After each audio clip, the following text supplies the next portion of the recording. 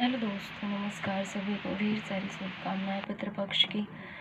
सारे लोग वैसे भी अपने पितरों की बहुत दिल से सेवा भाव श्रद्धा से सब कुछ करते हैं, लेकिन एक बहुत ख़ास बात है जो कभी भी देखिएगा सुनिएगा शिव पुराण से संबंधित है, और नहीं तो ये एक अनुभव है जो सत्यता से है।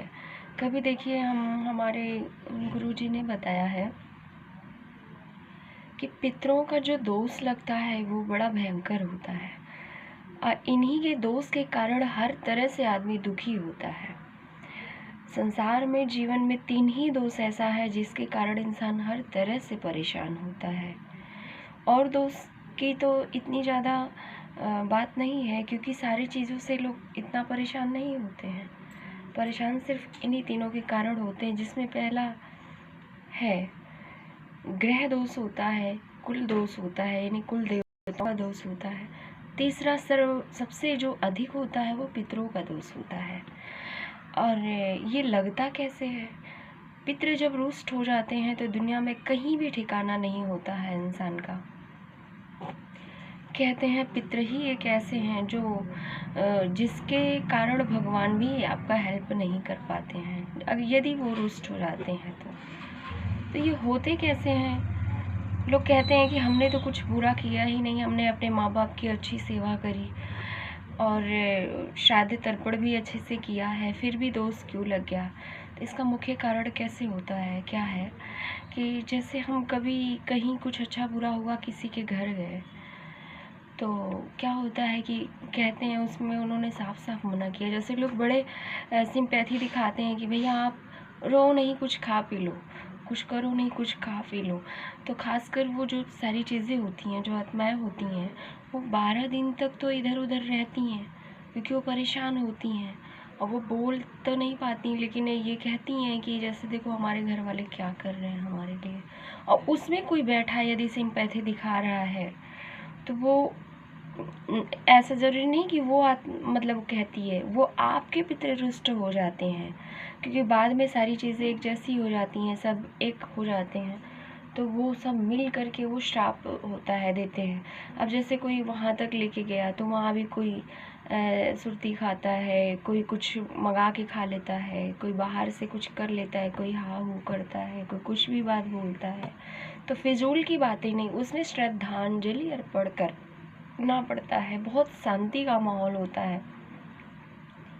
शांति से आप जाके बैठ के भगवान की 2 सेकंड 2 मिनट जितना आपको टाइम हो प्रार्थना करें और उनकी शांति की कामना करें, फिर वहाँ से उठ के तुरंत चले।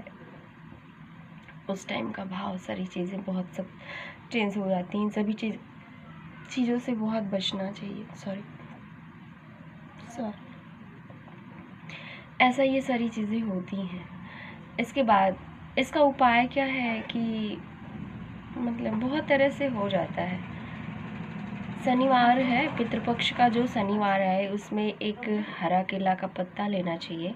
उसमें थोड़ा सा सफ़ेद गरम चावल, साफ़ यानी जो बना हुआ उबला चावल हो, थोड़ा सा उस पर रखिए। फिर चावल के ऊपर हल्की सी हल्दी डालिए, एक चुटकी हल्दी। हल्दी के ऊपर सेंधा नमक, एक मतलब पिंच थोड़ा सा उसमें ऊपर से नमक डालें। फिर उसमें ऊपर से थोड़ा सा घी, फिर थोड़ा सा उसमें ऊपर से काला तिल डाल दें। ये सारे ग्रहों को शांत करने वाला हो। उठा के वो पत्ते से, पत्ते का जो अर्थ होता है वो बुध ग्रह का हो जाता है, चावल जो चंद्र और शुक्र का हो जाता है, और जो हल्दी है वो गुरु का हो जाता है। जो उसमें सेंधा नमक है वो मंगल का और जो है रवि का हो जाता है, और जो काला तिल है वो शनि और राहु का हो जाता है। तो ये सारे 9 ग्रह को शांत करने वाले हो जाते हैं। इनको मिला के उठा के उस पत्ते को ले जाके कौवा को दे देना चाहिए। कौवा एक ऐसी चीज़ है, एक ऐसा पक्षी है जो साक्षात स्वयं पितृ का स्वरूप होता है। कहा जाता है गौ में, कौवे में और जो है उसमें पितरों का निवास होता है। तो लेकिन एक ख़ास बात ये भी है, कौवे को जब भी देखिए आप, जहाँ भी देखिए, ये उसकी पहचान है। आज तक जो भी जीव होता होगा वो खा पी के कहीं भी बूढ़ा होने पे अपने प्राण को त्यागता है। लेकिन एक कौवा ऐसा जानवर है, ऐसा पक्षी है, वो कभी भी अपने प्राण को त्यागता नहीं है। वो जब उसकी अवस्था आ जाती है तो कहीं दूर जंगल में जा कर के उस समाधि अवस्था में हो जाता है, फिर अपने प्राण को समर्पण कर देता है। ये पहचान है और ये सत्यता है। कभी भी अचानक डेथ हो जाती है, कभी तार से कट गया, कभी कोई पक्षी कुछ कर दिया, ऐसा हो जाएगा। लेकिन स्वयं वो जब कुछ करता है तो जाके इस अवस्था में करता है। और दूसरा क्या करना है, पहला तो ये पत्ते में चावल खिला देना है। दूसरा क्या करना है, हर रोज़ 15 दिन जहाँ मटका होता है वहाँ भरा रहना चाहिए जल से। तो वो जाके वहीं स्थान ग्रहण करते हैं, अपना प्रवेश वहीं करते हैं। किचन के दरवाजे हमेशा खुले होने चाहिए। वहीं जाके वो खड़े होते हैं और वहाँ देखते हैं, वहाँ से हमारे बच्चे करते क्या हैं। आज नहीं, आज से 36 से 40 पीढ़ियाँ तक के पितृ ये आते हैं पितृ पक्ष में। ये सत्यता है पुराण के हिसाब अकॉर्डिंग, और ये सत्य बात भी है।